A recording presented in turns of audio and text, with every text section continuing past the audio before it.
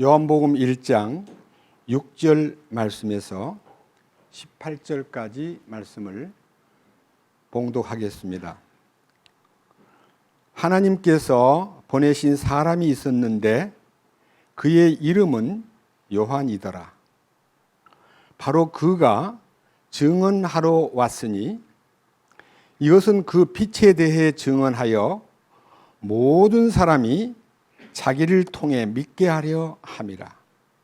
그는 그 빛이 아니요 그 빛에 대해 증언하도록 보내어진 자더라.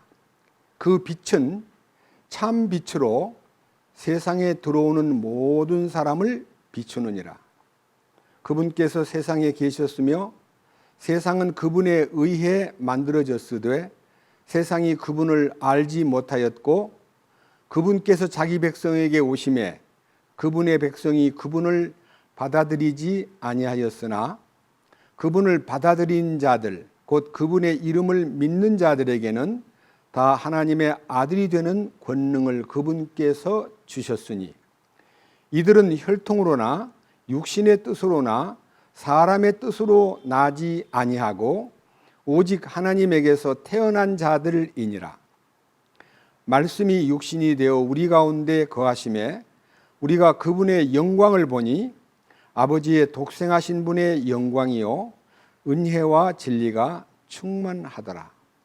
요한이 그분에 대해 증언하며 외쳐 이르되 내가 말하기를 내 뒤에 오시는 분이 나보다 앞서신 것은 그분께서 나보다 먼저 계셨기 때문이라 하며 언급한 분이 곧 이분이라 하니라.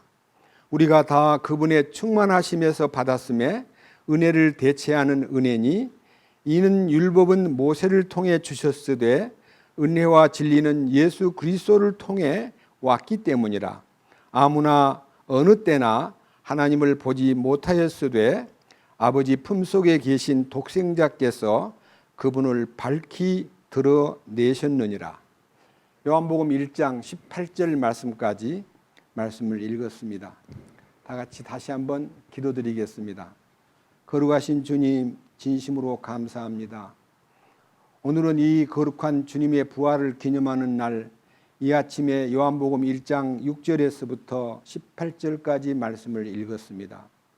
이 말씀이 우리에게 주어진 목적과 이 말씀 속에 담긴 하나님의 뜻을 우리에게 열어주시고 우리가 이 아침 말씀 안에서 주시는 크신 기름 부음의 공급과 우리 마음을 주님께서 깊이 헤아려서 각자의 분량만큼 이 말씀에 공명하고 이 말씀에 함께 참여하여 주님이 기뻐하는 아름답고 귀한 사랑받는 아들이 되고 영광스러운 상속 유업을 잇기에 합당한 자로서 주님 오실 날을 고대하는 그리스도인으로서의 차분한 예비됨과 그리고 깨어있음과 이 말씀에 순종하는 충성된 사람으로 각각의 위치에서 주님 기뻐하는 바를 이룰 수 있도록 돌보아 주시옵소서. 이 비천한 자를 세워 말씀을 선포할 때에 주님 저 홀로 내버려 두지 마시고 제 모든 생각과 표현과 모든 어휘를 주님이 주장하셔서 우리들의 마음속에 크신 축복을 함께 나눌 수 있도록 이끌어 주시옵소서. 우리를 죄에서 구원해 주시되 영원한 속죄도 이루어 주시고 거룩함과 완전함에 참여할 수 있는 길까지도 보여주신 우리 주 예수 그리스도의 이름으로 기도드렸습니다. 아멘. 제가 지금 요한복음 강해를 이제 4번째 하게 되는데요. 오늘은 특별히 요한복음 1장 6절과 7절에서 하나님께서 보내신 사람이 있었는데 그의 이름은 요한이더라. 바로 그가 증언하러 왔으니 이것은 그 빛에 대해 증언하여 모든 사람이 자기를 통해 믿게 하려 함이라. 요한이 이 세상에 온 목적을 이 짤막한 두 구절에서 말씀하였습니다. 요한이라는 사람은 성경에 3분 나오는데 이 성경 요한복음을 기록한 사도 요한, 지금 6절과 7절에 대두하고 있는 옛날 말로는 세례 요한, 그리고 우리 새 성경에서는 침례자 요한, 그 다음에 마가의 다락방집 아들 마가 요한, 마가복음을 쓴 요한, 이렇게 해서 이 요한이라는 분이 세 분 있는데, 오늘은요 이 요한복음을 기록한 요한이 자기 얘기를 하는 게 아니라 침례자 요한에 대한 얘기를 하는데, 이 말씀을 보면 요한의 사역부터 이제 전개해 나가는 겁니다. 요한의 출생 배경이나 요한이 어떤 사람인가에 대한 얘기는 별로 없고, 요한이라는 사람은 하나님이 보내신 사람이다.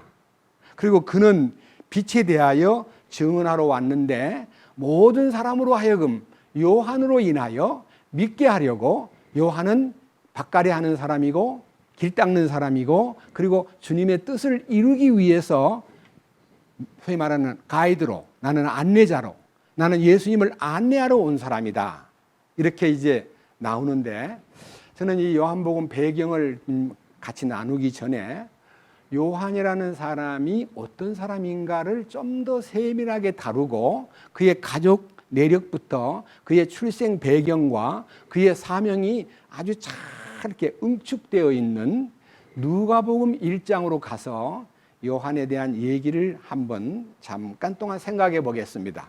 누가복음 1장으로 갑니다. 5절부터 보겠습니다. 유대왕 헤롯 시대에 아비야 계열의 사가랴라는 이름의 어떤 제사장이 있었는데, 그 아내는 아론의 딸들에게 속하였고 그녀의 이름은 엘리사벳이라. 자, 그들은 둘 다 주의 모든 명령과 규례 안에서 흠없이 걸으며 하나님 앞에 의롭더라. 엘리사벳이 수태하지 못함으로 그들에게는 아이가 없었고, 이제 그들은 둘 다 매우 연로하였더라. 이게 이제 요한의 부모님의 배경을 얘기하고 있습니다. 제가 이 요한의 아버지인 아비야라는 그 계열에 속한 제사장 사가랴, 그러니까 아론의 두 아들들, 역대상 24장에 보면요, 이 아론의 두 아들들로 인하여 제사장 반열이 24반열이 있는데, 그 배경을 8번째 반열이 지금 사가랴가 서 있는 아비야 반열이라고 하는 반열에 대해서 잠깐 동안 말씀을 읽겠습니다. 역대상 24장이군요. 역대상 24장에 원래 아론의 아들들은 4명이 있었습니다. 나답과 아비후와 엘르아살과 이다말이 있었는데, 나답과 아비후는 다른 불을 들이다가 일찍 죽었고, 아이가 없이 죽음으로써 엘르아살과 이다말이라는 이 두 아들들로 인해서 제사장 직무가 수행이 되는데, 이 성경을 자세히 보면요, 엘르아살 집의 식구는 16명 아들이 있었고, 이다말의 아들들은 8명의 아들이 있었습니다. 이 24 아들들에 의해서 제사장 직무를 제비 뽑아가지고 7절부터 보면, 첫째는 제비 뽑힌 자가 여호야립이요, 둘째는 여다야요, 셋째는 하림이요, 넷째는 소림이요, 다섯째는 말기야요, 여섯째는 미아민이요, 일곱째는 학고수요, 여덟째는 아비야요. 이 아비야라는 반열이 바로 사가랴, 요한의 아버지 사가랴가 속한 반열입니다.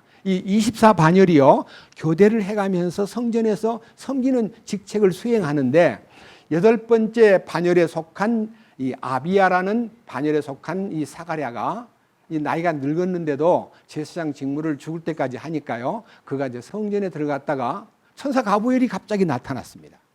그러면서 하는 말이, 사가랴야, 니들이 두 부부가 어린애가 없어서 마치 나한테 하나님께 기도를 많이 드린 걸 보았는데, 하나님이 너에게 아들을 준다고 하셨어.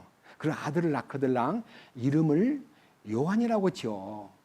그리고 그가 큰 일을 하나님이 맡겨줬는데 그 일을 수행할 거야 라고 말해 주었을 때, 이 사가랴가 기쁜 마음으로 네 감사합니다 이랬으면 좋은데요, 제가 나이도 많고 우리 집사람도 나이가 많이 늙었는데 어떻게 애가 생기겠습니까? 라고 의심을 한 거예요. 그 순간에 하나님의 약속과 은혜를 네가 받아들이지 않고 의심했기 때문에 네가 어린애 낳을 때까지 벙어리가 되어 있다가 아기가 딱 나와서 이름을 짓는 순간에 그 아들이 네 혀가 풀릴 거다 해도 성전 안에서 경배드리러 들어갔다가 벙어리가 되어버린 거예요.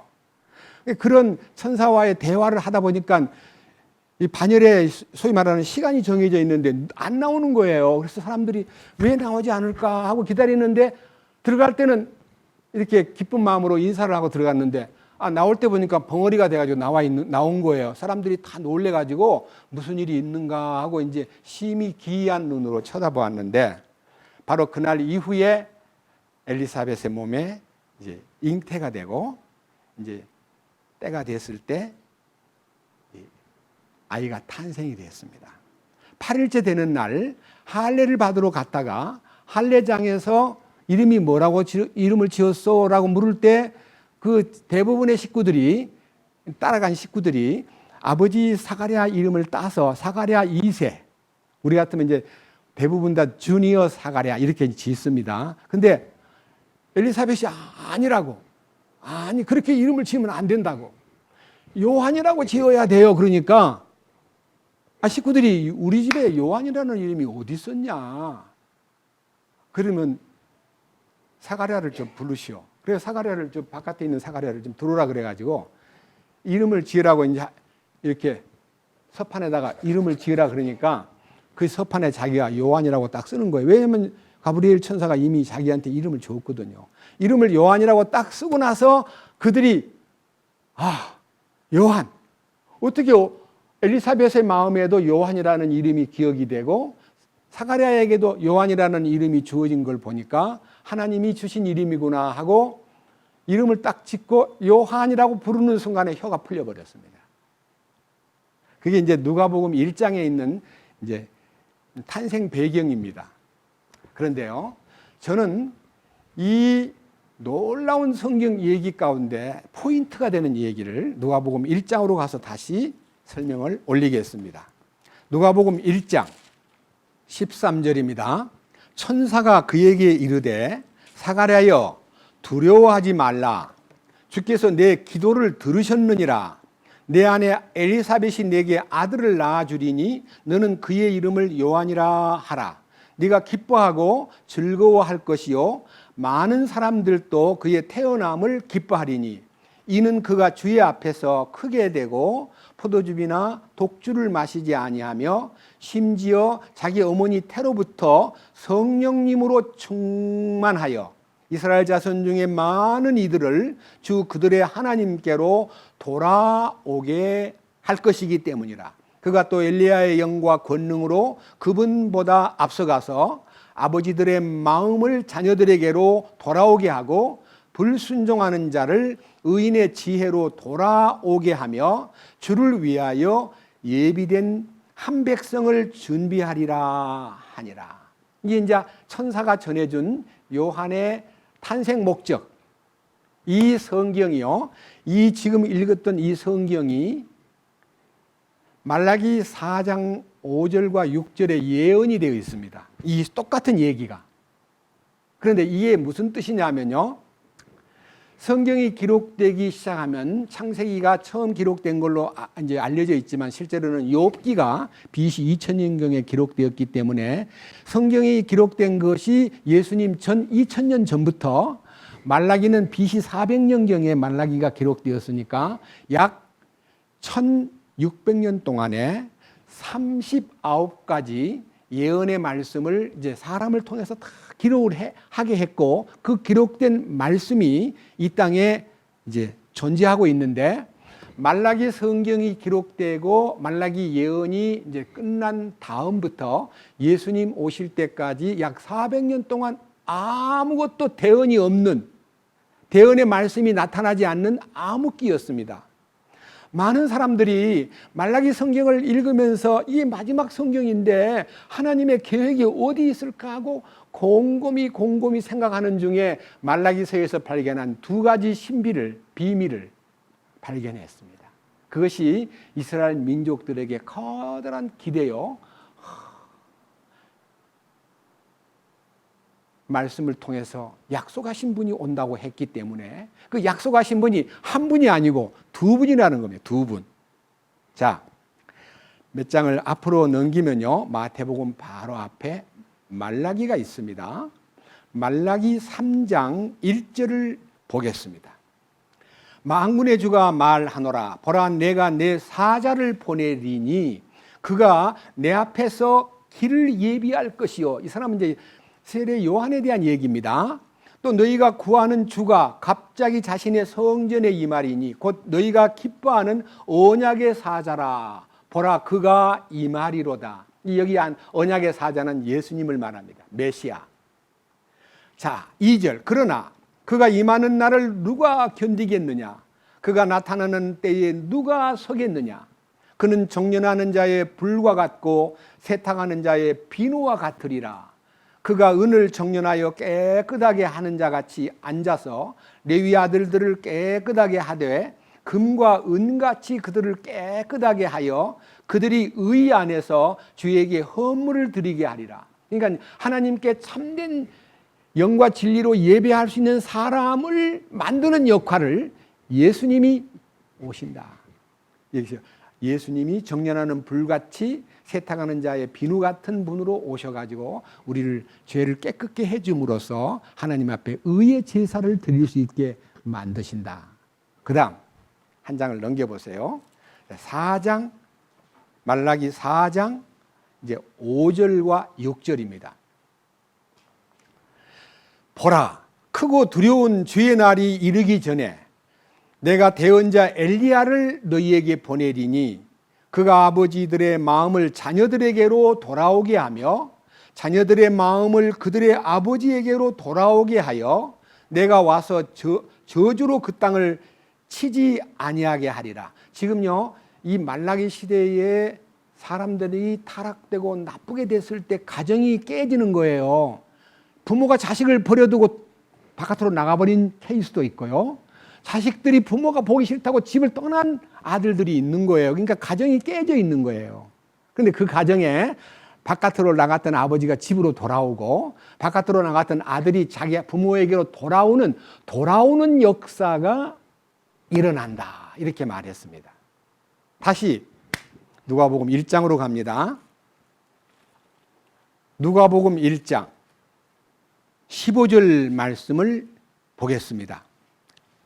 이는 그가 주의 눈앞에서 크게 되고 포도즙이나 독주를 마시지 아니하며, 여기서 포도즙이나 독주를 마시지 않는다는 말은요, 민수기 6장에 있는 나실인의 규례, 나실린, 구별된 특별하게 뽑힌 나실린. 여기 이제 요한은 나실인입니다. 우리 구약의 삼손도 나실인으로 태어났습니다.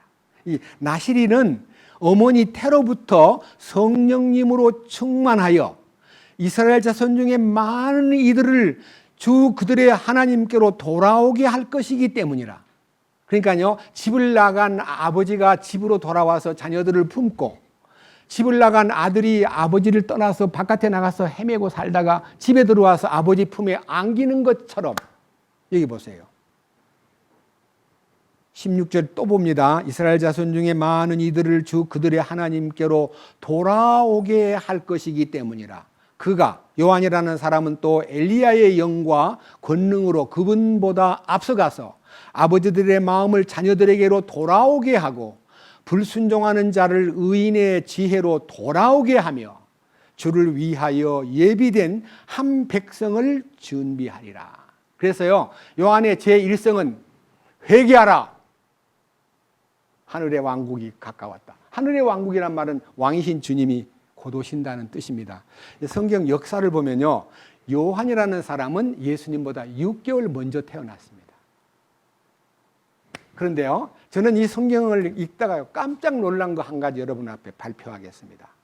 사가랴는 제사장이고요, 요한은 제사장 집의 아들이기 때문에 제사장을 이어갈 수 있는 제사장의 위치에서 아주 백성들에게 제사장이라 그러면 굉장히 높은 지위예요. 그들이 볼 때 특별한 지위예요.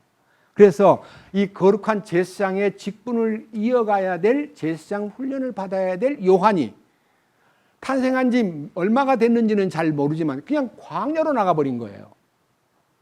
광야에 나가가지고 메뚜기 잡아먹고 석청이라는 이 특별한 야생꿀 먹고, 그 다음에 옷은 약대 털옷을 입고, 허리는 가죽띠를 띠고, 그러면서 광야에서 훈련을 받는 거예요. 누구의 훈련이냐면요, 이 백성들을 주께로 이끌기 위한 하나님의 특별한 훈련을 받았던 거예요.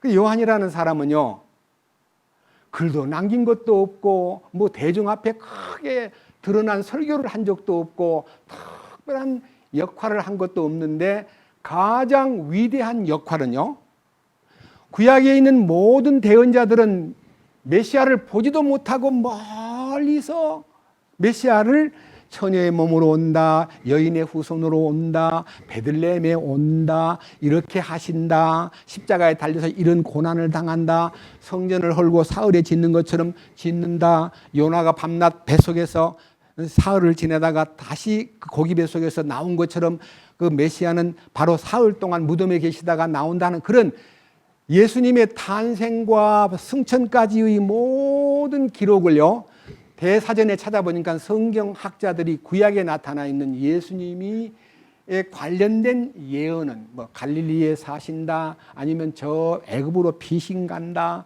아니면 헤롯이 죽이려고 이제 예레미야서에 나타나 있는 대로 많은 사람들이 아이를 죽임으로써 위로받기를 거절하는 이런 일도 생긴다고 예수님 주변에 생기는 일들을요, 아주 촘촘하게 구약 성경 속에 헤아려 보니까 332번에 걸친 메시아에 관한 예언이 있다고 합니다.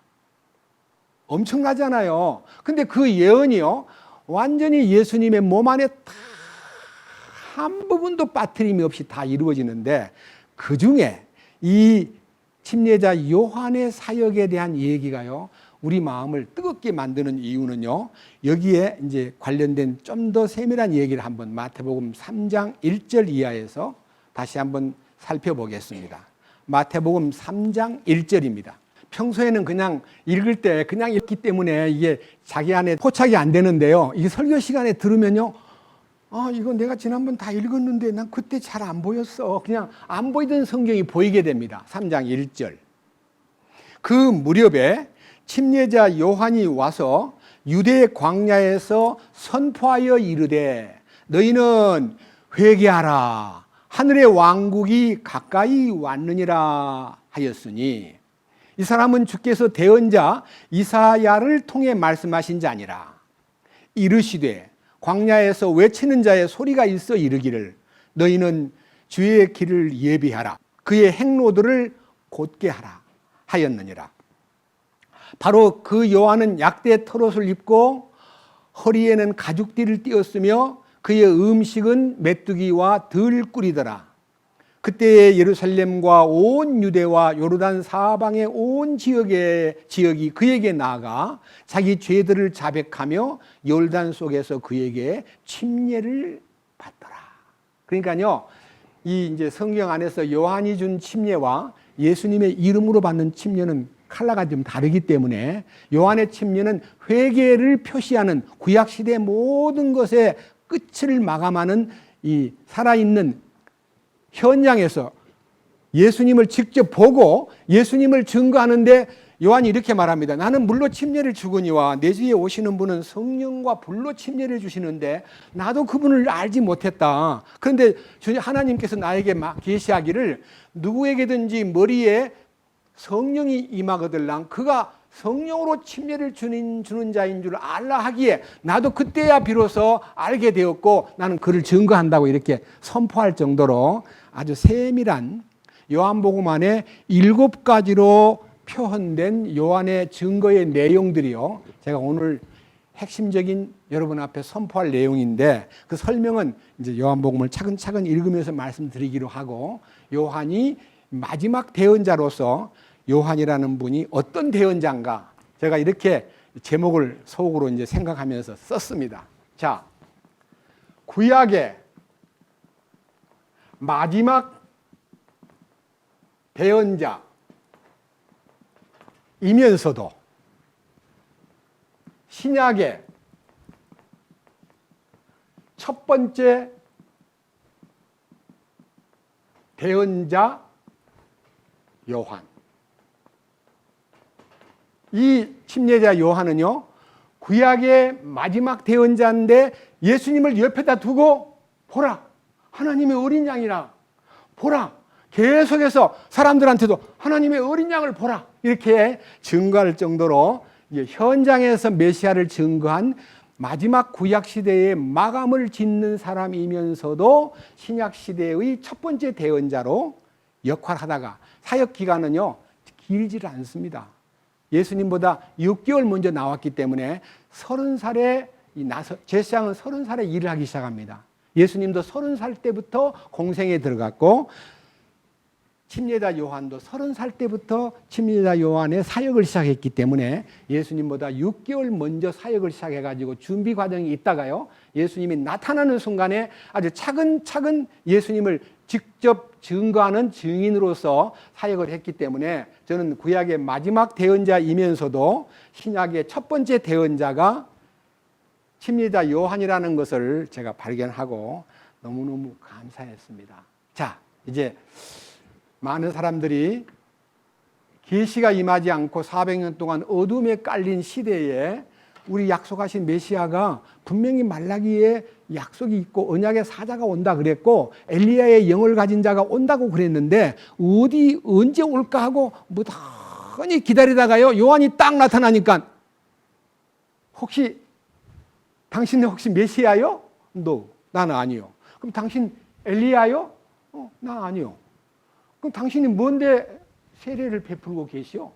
아하, 그것은 뜻이 있는 거요 하고 자기가 메시아가 아니라는 점을 드러내면서 계속해서 주님을 증거하는데 그 증거의 핵심이요 너무 뜨겁게 다가오기 때문에 제가 이제 특별히 요한복음을 강의하기 위해서 요한복음을 읽으면서 침례자 요한이 7차례 주님을 증거하기 위해서 강력하게 도전한 그 도전의 그 내용이 이사야 40장에 예언되어 있기 때문에 그 예언을 먼저 읽고 그다음에 요한이 하나님 앞에서 보냄받은 자로서 예수님을 증거한 7가지 증언에 대해서 오늘 이렇게 말씀을 전하는 시간에 여러분 앞에 선포하겠습니다.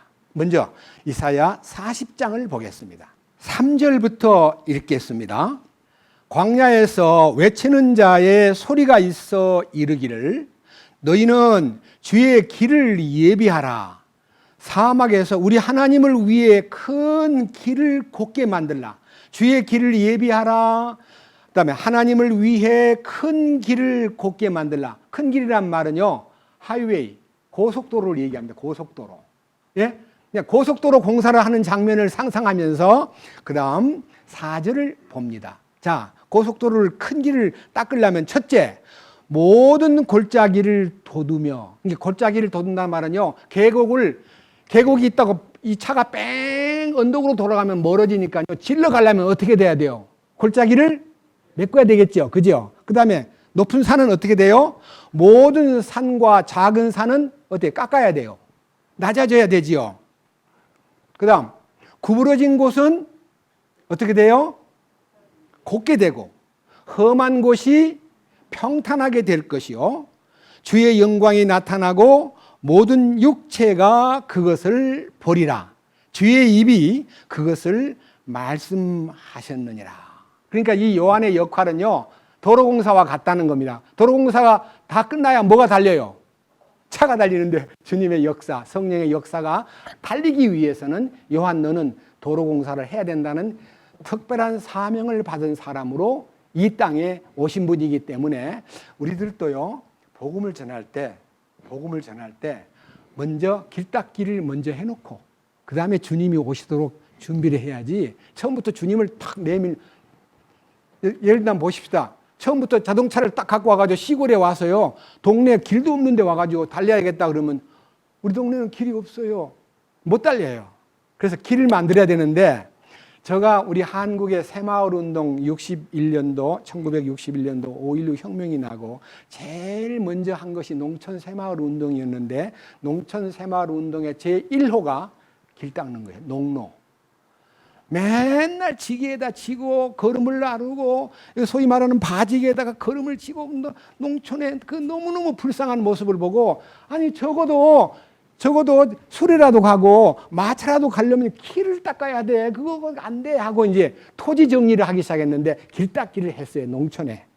그래서 농로가 넓어지면서 이 사람들이 고생을 덜하게 만드는 그런 환경이 조성된 걸 보면요, 성경을 좀 아는 사람이 있지 않았을까 생각이 들어요. 이유는 뭐냐 그러면요, 박 대통령이 어떻게 하면 한국을 좀 잘 살게 만들까 하고 고민하다 보니까 똑똑한 인물들, 대령 출신이고 좀 이렇게 빠릿빠릿한 젊은이들을요 한 20명인가 뽑아가지고요, 그 중에 대장을, 그 앞에 있는 솔선 대장을, 김종필이라는 자기 조카 사이를 앞세워가지고, 야, 유럽의 각 나라를 다니면서 어떻게 그 1차 대전을 치르고 2차 대전 앞에까지 어떻게 잘 살게 되었는가를 좀 조사를 좀 해봐라. 노르웨이도 가보고 덴마크도 가보고 많은 나라를 가봐가지고 그 잘 살게 된 비밀을 좀 조사해 와라 하고 조사를 보내놨더니 한 6개월 동안 조사를 하고 돌아온 사람들의 마지막 보고가,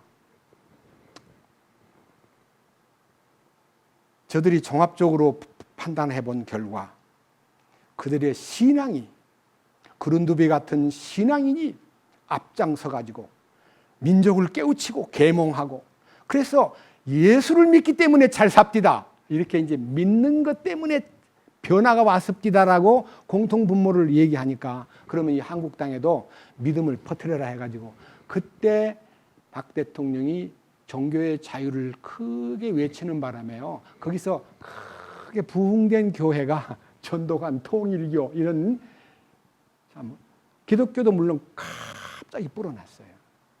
그래서 이 한국의 혁명이라는 것은요, 이 올바른 기독교를 깨우치고 계몽하고 눈을 뜨게 만드는 역사가 60년대부터 80년대까지 몇백만 명 안 되던 교인들이 1000만 명이 될 수 있는 큰 부흥이 일어났어요. 그게 이제 하나의, 지금 이제 질적으로는 좀 양적으로는 늘어났지만 질적으로 너무 안타까운 면은 있으나, 이 기독교 이 선교 역사상 한국같이 빨리 일어난 교회가 없다고 할 만큼 기적을 만든 기독교 역사, 선교 역사에 큰 몫을 차지했고요. 또 우리 한국 교회는요, 2000년대 들어오면서부터 이래 생겼습니다. 20년 전부터. 야, 우리가 그렇게 도움을 받고 막 미국, 캐나다, 오스트레일리아, 막 영국 많은 선교사들이 도와줬는데 우리도 도로 나가자 해가지고 선교사 지망생을 뽑기 시작했는데요, 교회가 선교해가지고 이 지구에서 미국 다음으로 많은 선교사를 보낸 나라로 딱 지금 뜨고 있습니다. 근데 문제는요, 선교사들이 대부분 이 카메라 메고 가가지고 사람들 막 모아놓고 자기가 앞에서 연설하는 것처럼 하고 사진을 착 찍어가지고, 제가 지금 나가서 이렇게 많은 사람을 모아놓고 설교하고 있습니다, 도와주세요 해가지고 사람을 많이 모으는 일에는 열중했지만 그들 개개인을 접촉해가지고 거듭나게 하거나 생명을 얻게 하는 역사가 적었기 때문에 나중에 왜 저렇게 많이 모였나 했더니, 오면은 뭐 처음에는 점심 준다, 돌아갈 때 교통비를 준다, 뭐 어려운 곳에서 막 교통비 얻으러 오고 돈 좀 생기면은 차 타고 갈 걸 나는 안 타고 갈 거야, 나는 그거 가지고 좀 뭐 좀 사 먹을래, 이렇게 해가지고 돈 얻는 재미에 몰려든 사람들을 선교의 결과물로 말함으로써 돈으로 선교를 하는 거예요. 그게 참 아픈, 전부는 아니지만요, 아픈 기록들입니다. 이런 얘기를 들으면 아마 단기 선교에 갔다 온 분들이 가서 일한 것에 대한 내용이 대부분 사진 찍어가지고 사람들, 이 한국 선교 본부에다가 보내고 이렇게 역사가 되고 있다고 말함으로써 사람들을 많이 모으는 일에 애를 쓰고요, 많이 모아놓고 거기에서 가장 또 나오게 만드는 방법은 돈을 준다고 말해야 나오는 거예요. 그러니까 이게 돈 선교지 생명을 전하는, 회개를 알리는 설교가 별로 없는 것이 20세기 안타까운 선교 현장의 어두운 면입니다. 그런데 여기 세례자, 침례자 요한은요, 반드시 주님의 뜻을 이루기 위해서, 다시 봅니다. 40장, 이사야 40장 3절입니다. 광야에서 외치는 자의 소리가 있어 이르기를 너희는 주의 길을 예비하라. 사막에서 우리 하나님을 위해 큰 길을 곧게 만들라.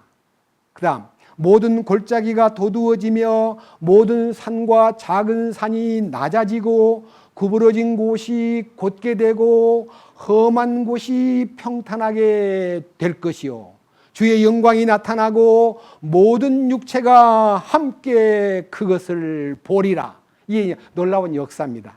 저는요 이 부분에 대해서 간절한 마음이 있기 때문에 우리 식구들 앞에서 요한의 사역이 오늘날 우리의 전도 사역에도 꼭 필요한 밭가리와 같고 길 닦는 것과 같다는 점을 염두에 두고 요한이 그 공사를 하는데 얼마만큼 철저하게 공사를 현장에서 지휘하는가 하는 내용을 이제 요한복음에서 살펴보겠습니다. 자, 요한복음 1장입니다. 제일 오늘 본문의 서두에 나와 있는 요한복음 1장 6절입니다. 하나님께서 보내신 사람이 있었는데 그의 이름은 요한이더라. 바로 그가 증언하러 왔으니 이것은 그 빛에 대하여 증언하여 모든 사람이 자기를 통해 믿게 하려 함이라. 그는 그 빛이 아니요 그 빛에 대해 증언하도록 보내어진 자더라. 그 빛은 참 빛으로 세상에 들어오는 모든 사람을 비추느니라. 그분께서 세상에 계셨으며 세상이 그분에 의해 만들어졌으되 세상이 그분을 알지 못하였고, 여기에 빛을 선포하는 요한의 사역 가운데서 가장 핵심이 창조주 하나님입니다. 그래서 우리가요 전도를 할 때 창조주 하나님을 알게 하기 위해서 이 말씀 속에서 창세기 서두에서 창조자 하나님을 설명하면서 이 하나님은 지금도 살아계신 분이고 이 하나님은 우리에게 빛을 비춤으로써 이 우주의 빛을 보내셨고 넷째 날에는 태양과 달과 별들을 만드셔가지고 지구에 빛을 보내신 분이다. 그분을 받아들이는 것이 너무너무 축복이라는 것을 이 빛을 전하는 사람, 창조주를 전하는 역사가 첫 번째 사역입니다. 자, 그 다음 보십시다. 자, 그 다음 보면요 굉장히 놀라운 얘기가 있습니다. 자, 15절입니다. 1장 15절. 요한이 그분에 대하여 증언하여 외쳐 가로되, 두 번째 증언입니다. 내가 말하기를 내 뒤에 오시는 분이 나보다 앞서신 것은 그분께서 나보다 먼저 계셨기 때문이라 하며 언급한 분이 곧 이분이라. 그분이 이분이라. 이분이 그분이라. 그러니까요 요한은 6개월 먼저 낳았기 때문에 예수님보다 우리말로 말하면 한 살 위 사람입니다. 요한이 자기가 먼저 나왔잖아요. 근데 나는 먼저 나온 사람이 아니다. 그분은 나보다 먼저 계셨던 분이다. 예? 그리고 내가 여러분에게 말한 내가 증거해야 될 첫 번째 일호가 바로 그분이다. 그분이야, 그분. 그분이 누구냐 하면요 16절. 우리가 다 그분의 충만하심에서 받았음에 은혜를 대체하는 은혜니 이는 율법은 모세를 통해 주셨으되 은혜와 진리는 예수 그리스도를 통해 왔기 때문이라.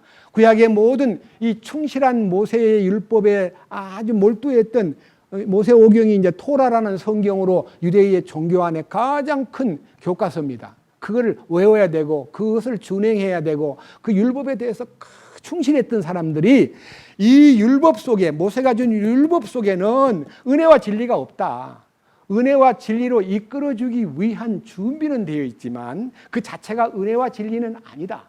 은혜와 진리의 그림자에 속한 것이고 예수님이 와서 은혜와 진리를 우리에게 공급해 주시는데 그의 충만한 은혜와 진리를 나는 여러분에게 전하러 왔다. 두 번째 테마가 은혜와 진리입니다. 예수 그리스도는 은혜와 진리다. 그리고 예수님의 그 모습을 18절에서 이렇게 가장 핵심적인 하나님에 대한 설명이 아무도 어느 때나 하나님을 보지 못하였으되 아버지 품속에 계신 독생자께서 하나님을 밝히 드러내셨느니라. 예수님은 곧 하나님이셔. 하나님을 아무도 본 사람이 없어요. 그런데 예수님이 나타나셔가지고 하나님이 어떤 분인가를 예수님을 보면 알게 돼. 이렇게 해서 이 예수님의 하나님 되심을 요한은 전했습니다. 그 다음 자 밑에 내려가서 이제 봅니다. 이제는 요한복음 1장 29절입니다. 자 뭐라고 되어 있습니까? 다음 날 요한이 예수님께서 자기에게 오시는 것을 보고 이르되, 자, 현장에서 예수님이 오시는 것을 보고 이르되, 세상 죄를 제거하시는 하나님의 어린 양을 보라. 이 보라는 단어가요, 사실은 먼저 나와야 돼요. 근데 여기는 뒤에 나와 있어요. 보라! 세상의 죄를 제거하시는 하나님의 어린 양이로다. 이렇게 하나님의 어린 양을 정했는데요. 여러분, 하나님의 어린 양은 우리가 들을 때는요, 뭔 말이야? 무슨 소리야? 하고 잘 이해를 못해요. 그런데 성경을 아는 사람은요, 창세기 3장에 아담과 하와가 선악을 알게 하는 나무 열매를 따먹고 벌거벗은 줄 알아가지고 서로 창피하니까 나무 숲에 숨어가지고 무화과 잎을 따가지고 치마를 해 입고 이게 나무 속에 이게 딱 숨어 있는데 하나님이 나타나가지고 아담아 네가 어디 있느냐 하고 물으니까 주여 제가 벗었으므로 두려워 숨었나이다 할 때 하나님께서 누가 너희 벗었음을 알려주었느냐. 예, 그렇습니다. 우리가 죄가 없으면요 아무런 벌거벗겨도 두렵지 않지만요, 죄가 있는 사람은 벌거벗었다는 말은요 우리의 실체가 드러나는 걸 말해요. 부끄럽게 느껴집니다. 그런데 하나님은 인류 구원의 모델로 아담과 그의 아내를 위하여 가죽옷을 지어 입혀주었다. 양을 잡아서 가죽을 벗겨서 치마를 해준 거예요. 그것이 그들의 구원의 하나님의 표상이었습니다. 그리고 출애굽기 가면요, 이 어린 양이 이제 아담과 하와를 위해서는 각각 한 마리 양이 그들을 위해 죽었지만요, 치마를 해줘야 되기 때문에, 옷을 해줘야 되기 때문에. 그런데 출애굽기 12장에 보면 유월절 양이 가족을 위해서 죽어요. 가족. 예, 양을 잡아서 피를 흘린 것을 받아가지고 문지방과 문설주에다 바르고 그 양고기를 구워서 먹되 조금도 지체하지 말고 완전히 나그네 복장을 하여 옷을 입고 허리띠를 천매고 신발을 딱 묶고 서서 급히 쓴 나물과 함께 먹어라. 이것이 여호와의 유월절이다.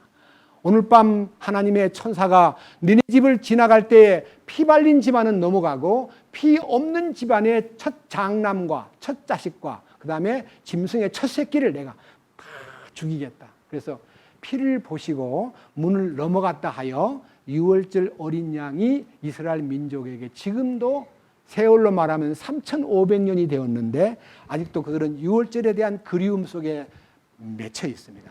그런데 성경에는 해답이 나와 있습니다. 고린도전서 5장 7절에 우리의 유월절 양 곧 그리스도께서 우리를 위해서 희생이 되셨느니라 하는 예수님이 바로 유월절 양이신 것을 우리는 발견했고, 그 유월절 피를 바치는 어린 양의 얘기는요, 하나님의 어린 양이신 예수님이 피 흘리심으로써 구약의 모든 약속이 거기서 종료가 되고, 그 다음에 새 언약의 피 흘림의 상속 언약이 우리에게 주어지면서 너희들은 이렇게 모일 때마다 만찬을 통해서 내 살이 참된 양식이며 내 피가 참된 음료인 것을 기념하고 나를 기념하라는 그 행사로 어린 양의 죽으심을 기념하는 우리의 만찬 의식이요, 우리 예배의 중심이기도 합니다. 저는요, 이 부분 하나님의 어린 양을 보라 하고 외쳤던 요한의 외침이요, 이제 이 세 번째 외침이죠. 첫째는 빛을 증거하고 창조주를 증거하고 은혜와 진리가 충만하신 예수님을 증거하고 하나님의 어린 양, 죄를 지고 가는 그 어린 양, 죄를 제거하시는 그 어린 양의 위대한 사역을요, 요한이 증거함으로써요, 그들의 마음속에 있던 교만과 절망에 빠졌던 골짜기와 삐뚤어진 모든 사상들이요, 예수님의 말씀이 들어가면요, 이게 메꿔지기도 하고 깎여지기도 하고 교만이 깨트려지기도 하고 골짜기 같은 절망에 빠진 사람이 솟구쳐지기도 하고 삐딱한 사람이 곧게 되기도 하고 그 다음에 길 잃은 사람이 길을 찾는 축복이 이 말씀을 통해서, 요한복음 1장 29절 말씀을 통해서 수많은 사람들이 주께 돌아왔다는 사실을 아십니까? 제가 알고 있는 어떤 분이요, 저 기독교 수양관에서 제가 그때가 71년도인지 72년도인지요. 기독교 수양관에서 집회를 하는데 설교자가 설교를 너무 길게 하니까요. 세상에 1시간도 긴데 왜 3시간? 우와 하고 잠이 들어버렸어요. 그냥 잠이 들어버렸어요. 근데 자다가 눈을 바짝 뜨는데 보라, 세상 죄를 지고 가는 하나님의 어린 양이로다. 눈을 뜨는 순간에 그 소리가 딱 들려오는데요. 아, 보라, 세상 죄를 지고 가는 하나님의 어린 양이로다 하는 소리를 듣고요. 잠이 벌떡 깨이면서 눈이 열리면서 아, 그 말씀을 주려고 길게 했구나. 어마, 살았네. 감사합니다. 저는 졸다가 깨는 순간에 그 말씀이 제 심령을 깨고 주님 은혜를 받게 했습니다. 하는 그런 이제 산 간증을 들은 적도 있습니다. 그 다음 이제 한 장 4절로 갑니다. 32절, 1장, 요한복음 1장 32절. 자세히 보세요. 이 말을 할 때마다 증언이라는 말이 붙는데요. 자, 요한이 빛에 대하여 증언하러 왔다 그랬고, 요한이 15절에 요한이 그분에 대해 증언하여 외쳐 이르되라고 말했고, 29절에 요한이 예수님을 어린 양이라고 증언했고, 그 다음 32절에 요한이 또 증언하여 이르되 내가 봄에 성령께서 비둘기같이 하늘로부터 내려오사 그분 위에 머무셨더라. 나는 그분을 알지 못하였으나 나를 보내어 물로 침례를 주게 하신 분 바로 그분께서 내게 이르시되 성령이 누구에게 내려와 그 위에 머무는 것을 네가 보거든 그분이 바로 성령으로 침례를 주는 분이니라 하셨기에 내가 보고 이분이 하나님의 아들이심을 증언하였노라. 자기는 몰랐는데 자기를 물로 침례를 베풀려고 보내셨던 하나님께서 그 머리 위에 성령이 임하시는 것을 보고들랑 그분이 바로 성령으로 침례를 주는 분인 줄을 알아라 해서 자기는 이제 성령으로 침례를 주시는 분이신 예수님을 증거했습니다. 여러분, 솔직히 말해서 빛 되신 예수, 창조주이신 예수, 은혜와 진리가 충만하신 예수, 세상 죄를 담당하신 예수, 그 다음에 성령을 주시는 예수, 이게 전부가 다 체계적인 순서입니다. 놀랍지 않아요? 요한이 증거한 것이 그냥 기분 나는 대로 한 게 아니에요. 완전히 오늘날 말로 하면 기독교의 조직신학처럼요, 조직적으로 얘기한 거예요. 이게 얼마나 놀라운 얘기예요. 자, 그런데 제가 여기서 보고 감동받은 게 하나 있는데요. 이게 이제 35절 이하가 저를 크게 감동시킨 거예요. 35절. 자, 또 다음 날, 계속해서 다음 날, 또 다음 날, 또 다음 날. 요한이 자기 제자들 중에 두 사람과 함께 서 있다가, 제자가요, 두 사람이 있었는데, 한 사람은 이름이 없는 제자고요, 한 사람은 베드로의 동생 안드레였어요. 안드레. 예? 안드레라는 예수님 제자가 되기 전에 요한의 제자로 따라다니던 안드레가 예수님 옆에 제자가 둘 서 있었는데, 자, 보세요. 36절. 예수님께서 거니실 때에, 거니신 걸 보았어요? 안 봤어요? 보고 있었기 때문에 거니시는 걸, 걷고 가시는 걸 봤잖아요. 거니실 때 그분을 보고 이르되, 그분을 보는 순간, 뭐라 그랬습니까? 하나님의 어린 양을 보라 하니. 그 다음 놀라운 얘기입니다. 37절. 그 두 제자가 그의 말을 듣고 예수님한테 딱 붙어버린 거예요. 자기 제자를요, 예수님에게다가 직접 이렇게 붙여버리는 사람이 쉽지 않습니다.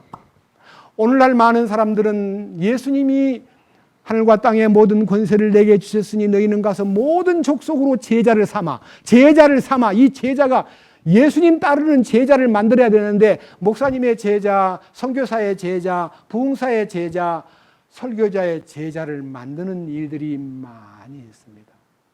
여러분들은 제 제자가 아닙니다. 그분을 따르는 제자여야 됩니다. 자기를 따르는 제자를 옆에다 두고 어린 양을 보라, 하나님의 어린 양을 보라 하니까 그 제자들이 거기 딱 달라붙었어요. 그러면 기분이 좋겠어요? 안 좋겠어요? 얘기 좀 해봅시다. 자기 따르던 사람이 갑자기 저 선생님 앞으로 가버리면 잘 가. 그렇게 하겠어요? 이 보세요, 밑에.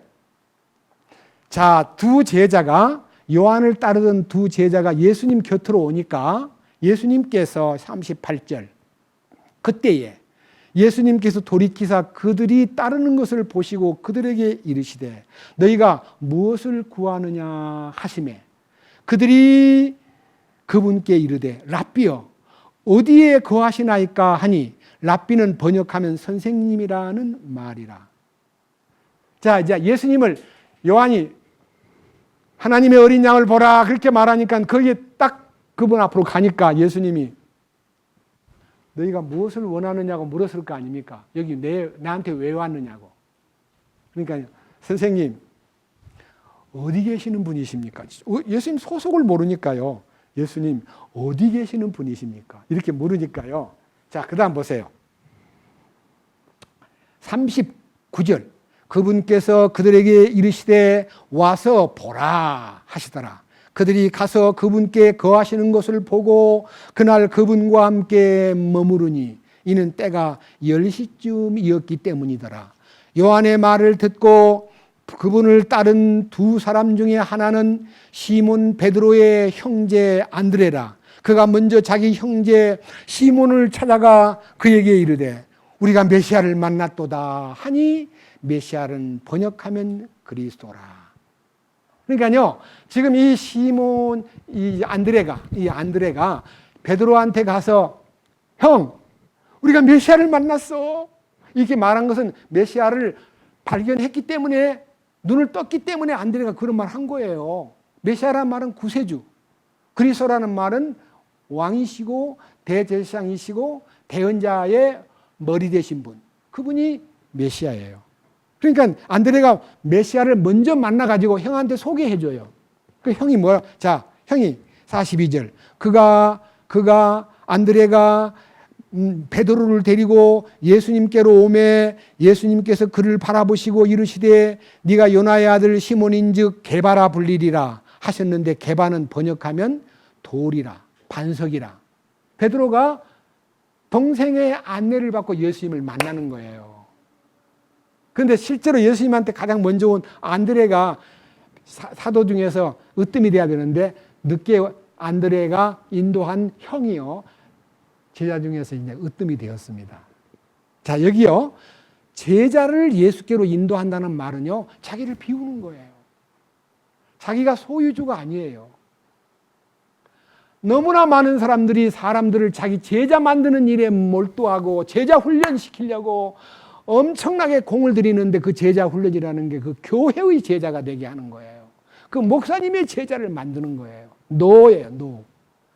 나를 따르던 어떤 제자라도 예수님께로 인도해주는 역할이 사역자의 역할이라는 것을 새 언약의 사도인 첫 번째 하나님의 대언자로서 신약시대에 나타난 이 요한이는요, 바로 제자들을 예수님께로 다 붙여버리는 겁니다. 제가 이것을 읽으면서 특별히 마음에 주님 감사합니다. 맞습니다.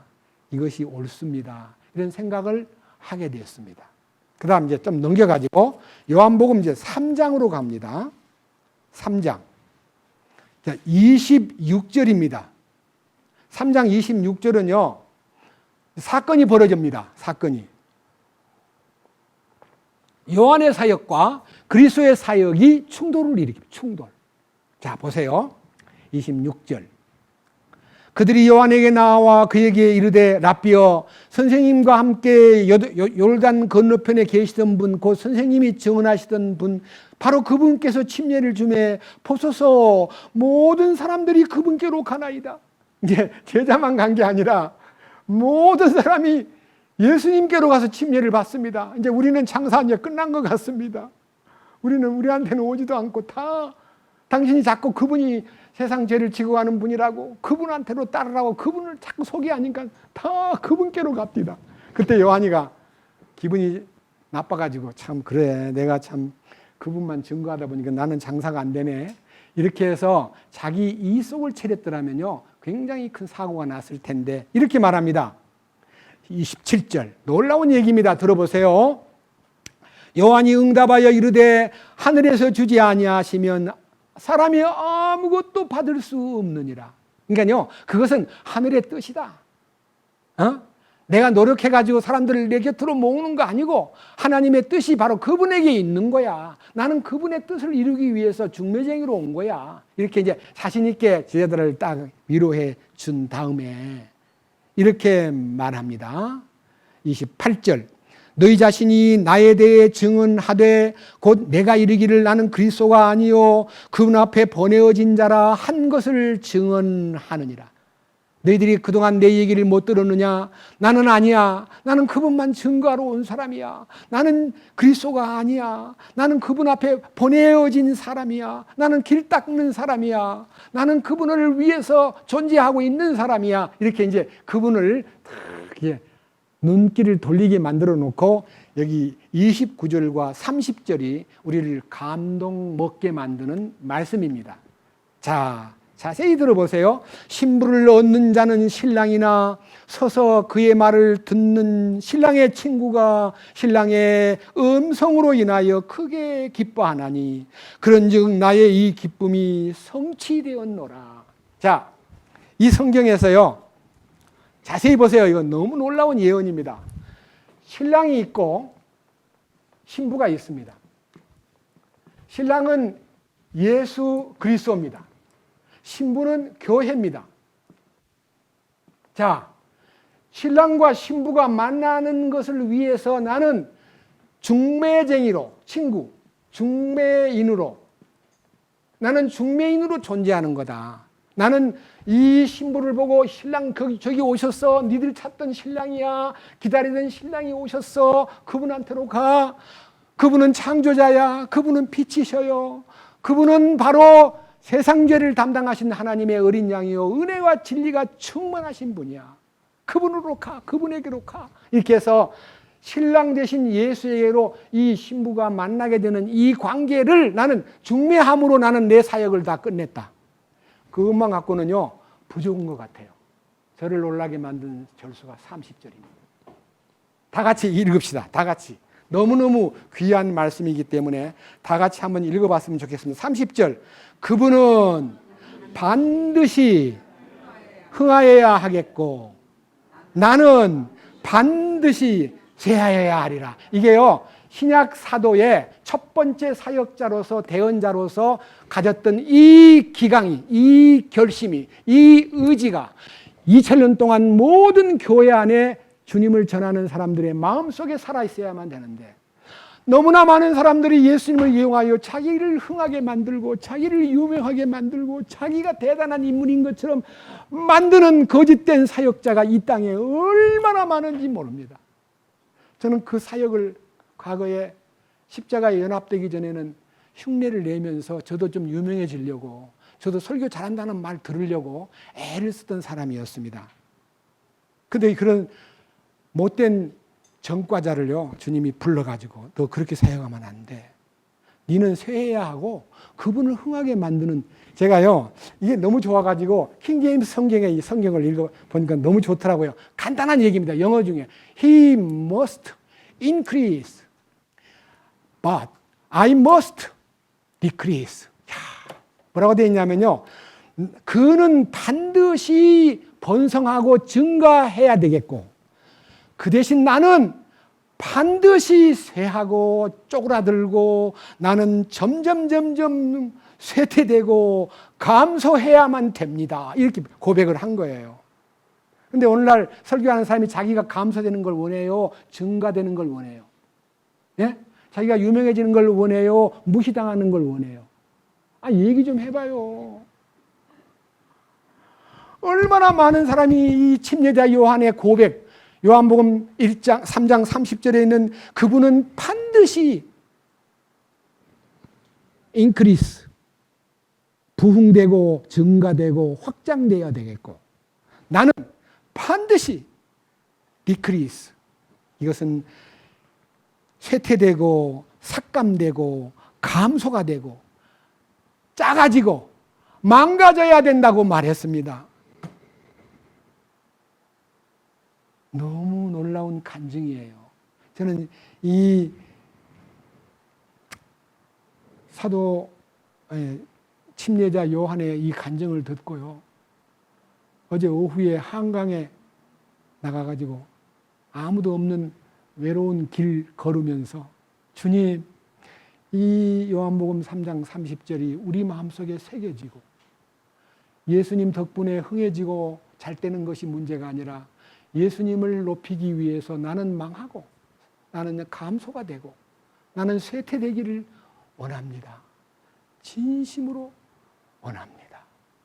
이렇게 기도를 하면서 1시간 반 동안 길을 거닐면서 이 3장 30절 말씀을 계속 되뇌면서 주님, 우리의 교제가 주님으로 인해서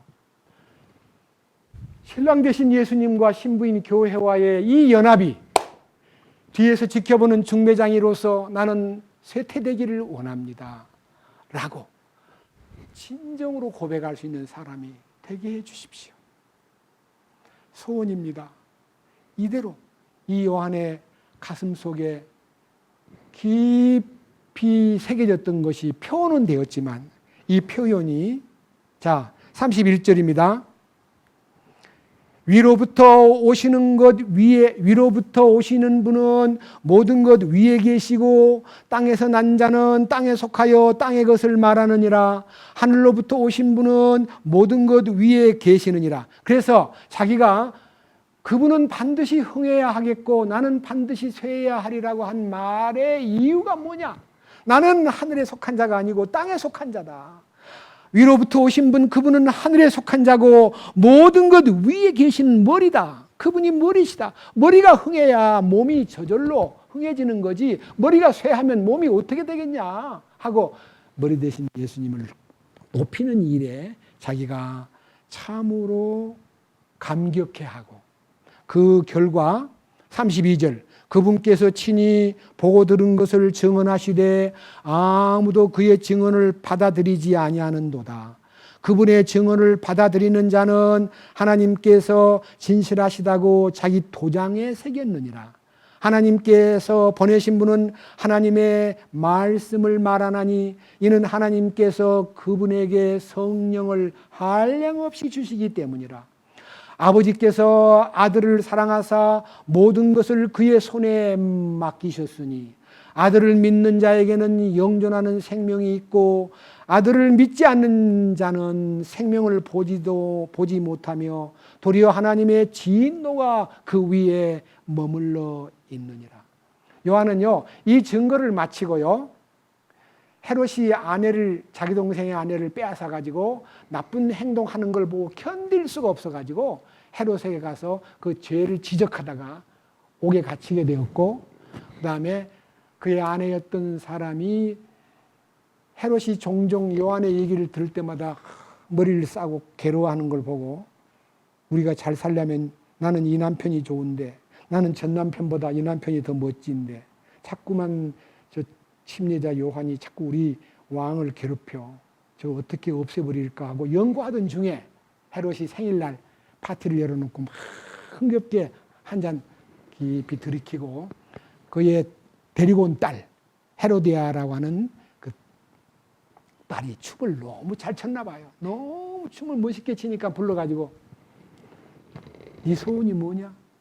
나라의 절반이라도 줄게. 이럴 정도로 이제 기분이 좋아하니까 이 딸아이가 엄마한테 엄마 왕께서 나한테 선물을 준다는데 뭔 선물을 달라고 할까요? 침례자 요한의 목을 달라고 그래. 침례자 요한이 그 결정 때문에 목이 잘려서 너무 빨리 돌아가셨어요. 그런데 침례 요한은 할 일을 다 한 거예요. 예수님하고 계속 같이 있으면 안 돼요. 예수님이 더 흥해지기 위해서 자기는 쇠해져야 되는데 그 쇠해지는 장면이 감옥에 딱 들어갔는데요. 우리 주님은 사자굴에 들어간 다니엘도 건졌고요. 감옥에 들어가 있던 베드로도 그냥 옥문이 저절로 열리게 됐고 베드로도 감옥의 문이 열리게 해줬고 그리고 사드락과 메삭과 아벳느고는 불 속에서도 건져냈는데 요한을 주님이 필요로 한다면 요한을 딱 끌어낼 텐데 요한을 고개 갇힌 걸 듣고도 주님이 침묵하신 것을 보면 요한은 끝난 거예요. 그걸로. 왜? 사명을 다 했기 때문에. 그리고 저는 요한이 목 잘린 것에 대해서 굉장히 의문을 가졌습니다. 정말 그렇게 훌륭한 여자가 낳은 자 중에 요한보다 더 큰 이가 없다고 주님 말씀하셨는데 그렇게 비참하게 가는 거를 그냥 내버려 두었다니 주님이 좀 왜 그러셨을까 이해가 안 되네 하고 그 성경을 놓고요 굉장히 고민했는데 제가 2000년도 7월 9일자 십자가에 연합하여 목이 딱 잘린 다음에 맞다. 주님 감사합니다. 주님 머리 대심을 이루기 위해서 요한은 구약시대의 마지막 인물로 목이 델강 잘려버리고 주님이 그의 머리가 되시기 위해서 그 목이 잘렸구나. 감사합니다. 그 의문을 풀어주신 주님께 영광을 돌립니다. 제 머리가 잘린 것을 감사합니다. 이렇게 해서 요한의 죽음이 제 머리 잘린 모습으로 딱 드러남으로써 저는 은혜와 진리가 충만하신 주님 안으로 들어오게 되었습니다. 주님을 찬양합니다. 다음 주일날은 이 세부적인 내용들을 더 세밀하게 읽어갈 수 있는 시간이 오리라고 믿고 오늘은 여기에서 마감을 짓겠습니다. 감사합니다. 주님 감사합니다. 우리 주님께서 침례자 요한을 통해서 보여주신 그리스도를 증거하는 7단계에 대해서 깊이 생각해 보았습니다. 이제 우리의 마지막 얘기입니다. 영원한 생명을 주시기 위해서 예수님이 세상에 오셨고 빛으로 오셨고 은혜와 진리가 충만하신 분으로 오셨고 창조주로 오셨고 세상 죄를 담당한 하나님의 어린 양으로 오셨고 성령을 충만히 주시는 분으로 오셔서 우리를 주님 안에서 영원한 생명을 얻어 죽은 후에 영생을 누림이 아니라 살았을 때 영원한 생명의 실상 속에서 하나님의 본성이 이끄는 대로 따라가는 이 빛나는 부활신앙을 깨닫게 해주신 주님.